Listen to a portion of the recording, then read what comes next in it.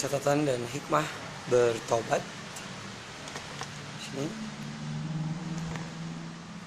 Ayat-ayat dengan kata istighfar dan doa mohon ampunannya, mohon ampunan. Jadi kita bertobat itu memohon ampunan kepada Allah dengan segala firman-Nya, dengan segala hidayahnya. Sungguhnya aku, kamu, Anda, kita semua yang ada di sini hanya bisa memberitahu,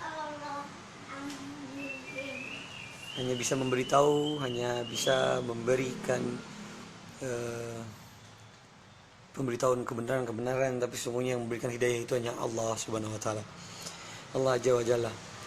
Dikatakan di Quran surat An-Nisa ayat 64, walau annahum yadhlamu anfusahum ja'uka fastaghfirullah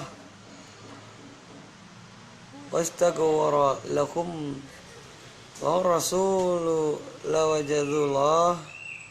lawajadullaha tawwabur rahimah. Sesungguhnya jikalau mereka ketika menganiaya dirinya datang kepadamu lalu memohon ampun kepada Allah dan Rasul pun memohon ampun untuk mereka, tentulah mereka mendapati Allah Maha Penerima Taubat lagi Maha Penyayang. Masya Allah ya. Kita yang melakukan dosa, kita yang bertobat itu wajar. Tapi kemuliaan Rasulullah SAW di saat kita bertobat, Rasul meminta ampunan untuk kita. Masya Allah. Sangat mulianya umat Islam ini ya. Pentingnya segera bertobat setelah melakukan penganiayaan, kezaliman atau melakukan hal-hal yang berdosa, termasuk menganiaya diri sendiri. Insya Allah saya pernah melakukan itu, menganiaya diri sendiri. Mungkin secara kasat mata untuk bisa melihat sendiri keutamaan Rasulullah SAW. Lalu sifat Allah yang ditonjolkan di sini yaitu Maha Penyayang. Allah tuh sayang sama kita. Allah tuh cinta sama kita. Apa coba? Saya boleh bertanya sekarang, apa yang kalian yang tidak pernah kalian rasakan, apa yang tidak pernah kalian tanpa niat dan Allah berikan itu? Apapun. Berzina, maksiat, berdosa, mencuri, menjual narkoba, melakukan kejahatan, membunuh, bahkan melakukan dosa syirik, Allah memberikan jalan itu. Tapi ada dua, Allah ridho atau tidak. Karena Allah sayang, Allah memberikan azab agar kalian kembali lagi ke jalan yang Allah ridhoi. Karena Allah sayang sama kita. Saking Allah sayangnya sama kita di saat kita bertobat, Allah memberikan cobaan agar kita tetap bersabar, tawakal, dan selalu ingat kepada Allah.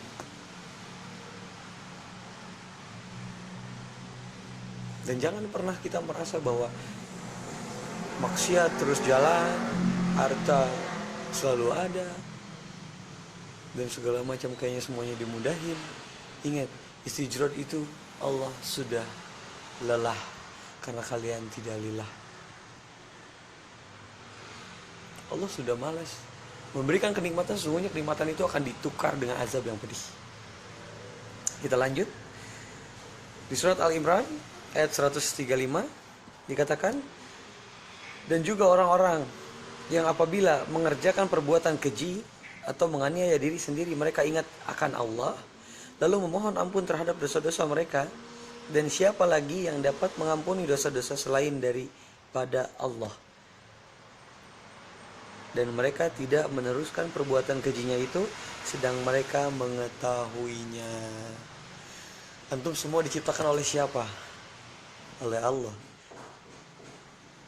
Contoh kecil seperti ini. Wajar tidak orang tua menyuruh kita mengaji agar kita pintar mengaji, lalu kita bolos mengaji, orang tua marah? Wajar nggak? Wajar nggak orang tua menyuruh kita sekolah, membiayai kita sekolah, dan kita tidak sekolah menjadi orang bodoh, orang tua marah wajar? Wajar. Apalagi Allah yang menciptakan kita. Kita ini kotor, dari cairan yang kotor menjadi manusia, diberikan akal, pola pikir, dan segala macam hal yang sempurna ketimbang makhluk yang lain. Kita diciptakan oleh Allah, sungguhnya diciptakan oleh Allah untuk beribadah kepada Allah. Di saat kita melalaikan perintah-perintah Allah, wajar nggak kalau Allah itu marah kepada kita?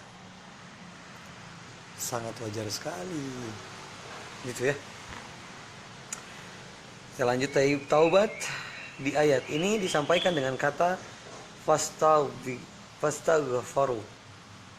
Mereka yang memohon ampun. Jadi mohon ampun, ya Allah, ampunilah dosaku, ampunilah dosa kedua orang tuaku, ampunilah dosa semua umat muslim yang ada di dunia ini, dan lindungilah mereka. Sungguhnya kemuliaan mendoakan sama muslim itu hal yang sangat mulia. Keutamaan orang yang segera bertobat kepada Allah setelah melakukan suatu dosa atau kezaliman yang lainnya. Salah satu syarat diterimanya taubat yaitu tidak mengulangi dosa di kemudian hari. Walaupun kita terkadang sangat sulit ya di bab yang tadi yang pertama itu. Di bab yang pertama terkadang kita suka melakukan dosa yang tanpa sadar, tanpa ilmu. Baik. Di Quran surat An-Nisa ayat 110, dan barang siapa yang mengerjakan kejahatan dan menganiaya dirinya, kemudian ia memohon ampun kepada Allah, niscaya ia mendapati Allah Maha Pengampun lagi Maha Penyayang.